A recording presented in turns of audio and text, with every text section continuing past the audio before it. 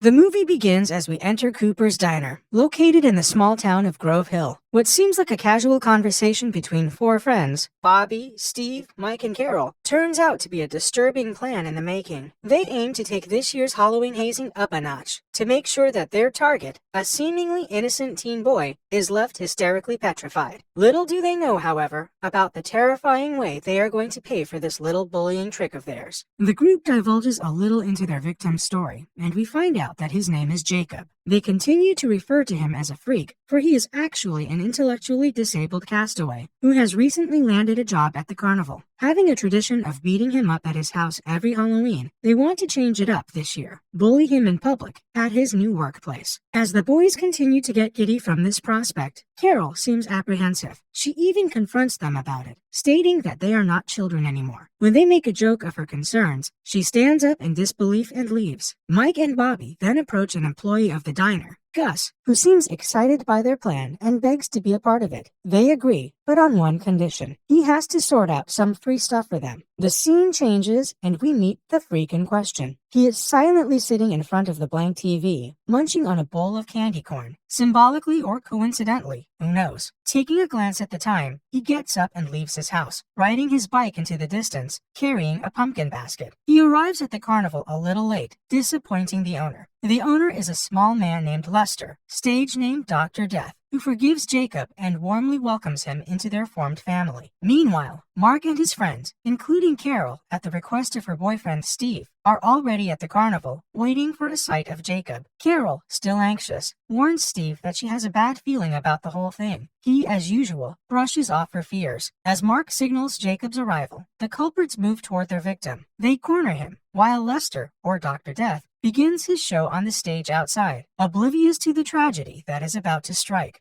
Steve grabs Jacob, but just as he's about to retaliate, Mike warns that if he makes any move, they'll actually inflict harm upon him. Still, Jacob successfully lands a good punch on Steve. This, unfortunately, sends the boys into a fit of rage, and they pound Jacob with kicks and punches until he is no more. In the background, Carol lets out a silent scream as she watches her friends brutally kill the boy. Some time has passed, and Lester is desperately calling out Jacob's name to no avail, cradling his battered and bruised body. We see a glimpse of an inconsolable Carol elsewhere, while the boys pace around her, gaslighting themselves into thinking that their actions were an act of self-defense. Just as before, Carol storms away from them in disbelief. Back in Lester's trailer, he opens a wood box amidst ominous music. It contains a book, a candle, and a frightening mask. Lighting the candle, he puts the mask on Jacob's dead face and starts to recite the ritualistic passages written in the book. When he stops, there is a long beat of silence. Then, we hear heavy breaths and a glimmer of victory in Lester's eyes,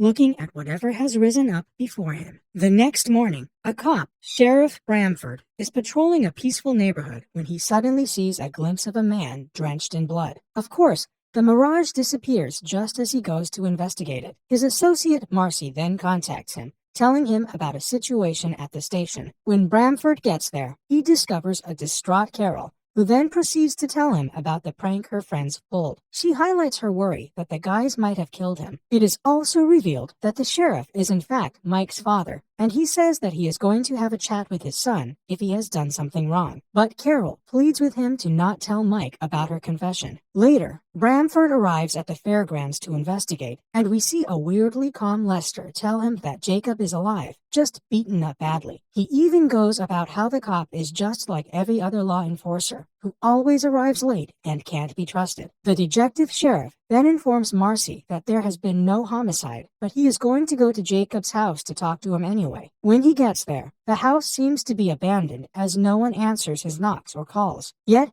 as he is getting back in his car, we see a lowly, growling figure peering at him from between the nearby trees. Elsewhere, Carol gets a phone call where a sinister voice declares that he knows what she has done. She almost has a heart attack when she looks outside of her window and finds Steve scaring her by wearing a mask. They have a conversation about that night again, which ends up with a mere apology by Steve as he leaves. Afterwards, Carol is reading a headline about the carnival at a cafe when Mike approaches. He tells her that he didn't like that she told his father about what happened like a scaredy cat. He warns her to keep her mouth shut, and she pushes him away and walks out. At the same cafe, Gus boasts about the crazy night he had to his brother, Chet, and they share a laugh. Soon after, Gus is in the restroom and he sighs when he hears the thudding on the floor. He gets out and finds a pumpkin basket placed on the sink, filled with candy corn, and there he is. The dead man in the mask slams Gus into the wall as the older man sputters out apologies. Growling, Jacob continues to choke Gus until he is dead. Somewhere else, Carol tells Steve how Mike cornered her this morning. After a moment, a boy arrives to inform them about Gus. Back in the cafe, Sheriff Bramford and Officer Conrad are securing the murder's evidence, as well as the candy corn shoved in the body's throat. The sheriff speaks to the shell-shocked Chet, telling him that he'll need to come to the station to file the report. Meanwhile, Steve and Carol arrive at the scene, and Bramford takes them with him,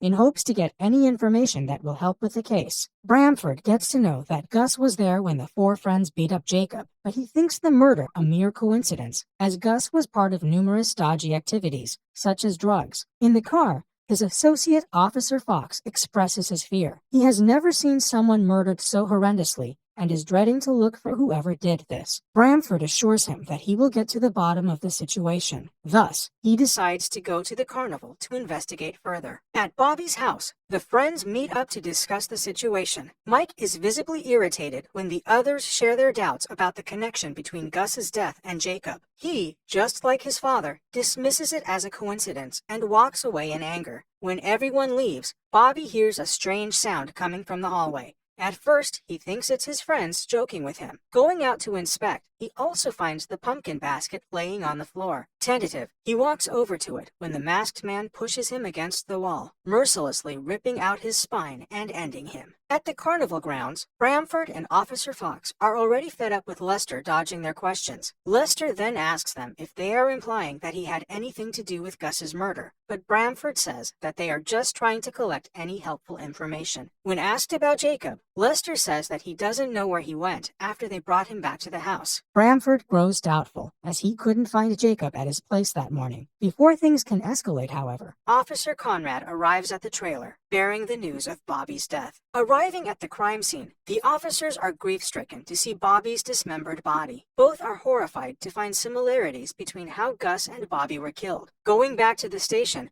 the sheriff orders a curfew at night as he arms himself with guns and declares that no one is even allowed to leave or enter the town. Later, the town residents are calling Marcy in a frenzy, demanding to know why a curfew has been placed. Still, Marcy can only reply with one statement. She doesn't know. She's just following orders. Bramford, the worried father, requests Mike to stay safe, respect the curfew, and forbids him to leave the house. He asks Mike about that night again, suspecting that the carnival freaks are behind the crimes, but Mike refuses to speak with him. Despite his arrogant nature, it seems that Mike has heeded his father's warning, because he calls Steve and Carol to tell them that the Halloween party has been canceled. Carol is, however, unconcerned about the situation, as she takes delight in having Steve home, all to herself. Meanwhile, Bramford and Fox return to Jacob's house, but they find it empty again. This time, though, the stakes are too high to just leave the place like the cop did last time. Instead, they break into the house, looking for any lead. A few moments later, Fox incessantly calls the sheriff to come upstairs. The room is filled with a horrid smell, buzzing with the ceaseless sound of flies. They find a package hidden in the room, covered in cloth. As soon as they unveil it, they take a step back with a gasp. Inside is a decaying skull, swarming with flies. Cutting back to Carol and Steve, we find that they have ignored the warnings and sneaked off to the theater, in hopes of nothing but a thrill. Elsewhere, Lester wonders what his co-workers at the carnival are concerned about. He asks what is wrong, and a man with an eye patch, Gate, demands him to tell the truth about Jacob, but Lester tells him to sit down. Similarly, we move back and forth between scenes of Carol and Lester as tensions rise. We get a peek at Carol calling out to Steve, not finding him anywhere. She notices the candy corn-filled pumpkins and shouts Steve's name, asking him if this is a joke. At the trailer, Lester slips into his monologue, exclaiming with pride in what he does, and they should do the same. He is not ashamed of how he decides to retaliate when evil people do. When they belittle him, take their own. He is not wrong in what he does. He rallies them to defend their carnival. The town is out for a witch hunt, he says, and when they arrive, the freaks should give them what they came for. Carol is is alarmed by the prolonged absence of Steve as she continues to call out for him. Suddenly, we see Steve emerge from the dark, and Carol is delighted,